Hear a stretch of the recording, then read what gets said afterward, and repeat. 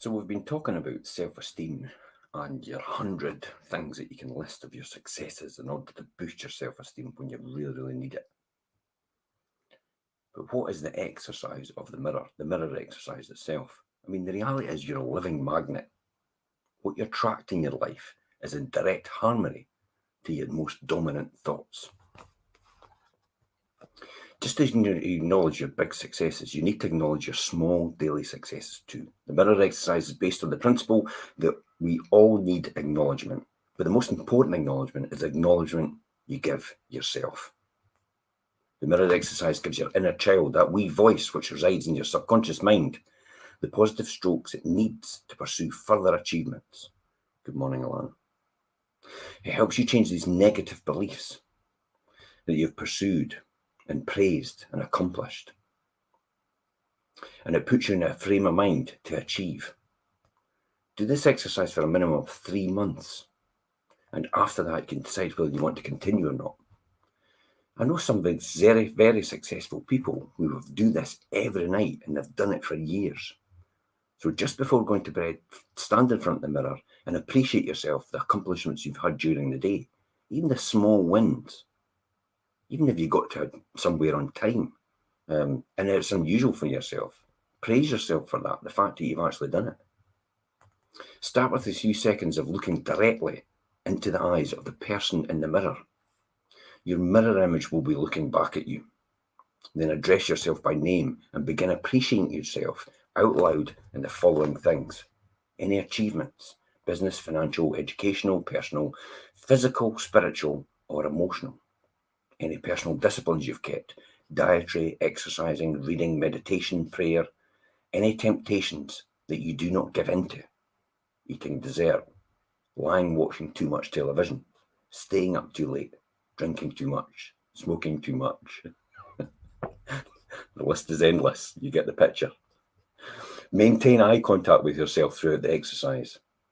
When you're finished appreciating yourself, complete the exercise by continuing to look deep into your own eyes and saying, "This is going to be uncomfortable. I love you."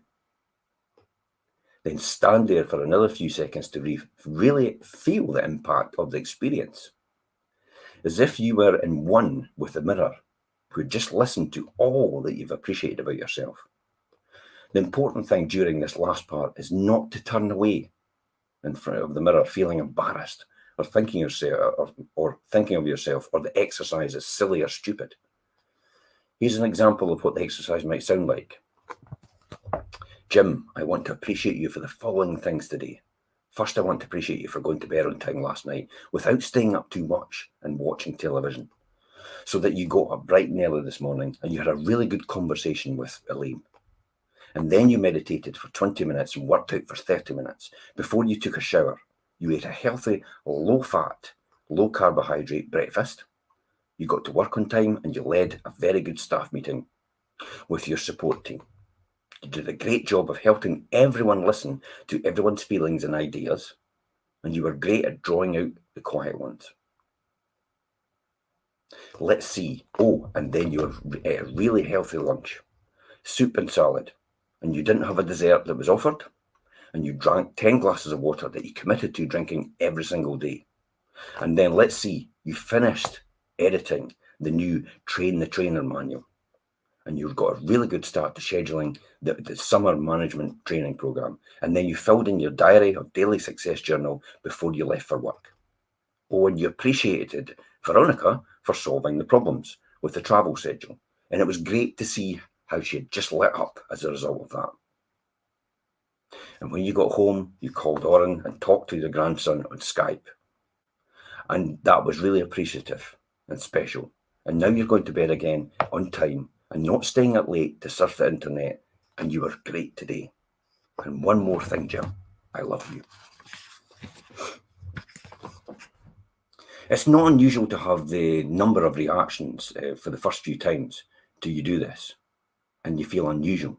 You might feel a bit silly or embarrassed, like crying or beginning like crying, or just generally feeling uncomfortable with the whole process. Occasionally, people might even reported breaking out in hives as a result of this, feeling hot and sweaty, or feeling a little lightheaded as a result. These are all natural and normal reactions. This is a very unfamiliar thing to do. We're not trained to acknowledge ourselves. In fact, we're mostly trained to do the opposite. Don't toot your horn too loud. Don't get a swell head. Don't get a stuffed shirt. These things are for the likes of other people. Don't get above your station. Pride is a sin. When people say the love of money is the root of all evil, that's another one. That's for people that are skinned. When you begin to act more positive and nurturing towards yourself, it's natural to have a physical and emotional reactions as you release your old negative parental wounds. Unrealistic expectations and self-judgment you've had of yourself all these years and other people have had as well. If you're experiencing any of these things, and not all people do, don't let these things stop you as a result. They're only temporary and they'll pass in a few days of doing the exercise. It's normal to feel really uncomfortable. If you feel really uncomfortable about doing anything, it means you're growing outside of your normal comfort zone. It's a natural response to your growth. So you should celebrate it and congratulate it for what it is. When I first began doing this exercise just 40 days, I noticed that all my negative inner feelings, self-talk, had totally vanished, crowded out by the daily positive focus in the mirror exercise.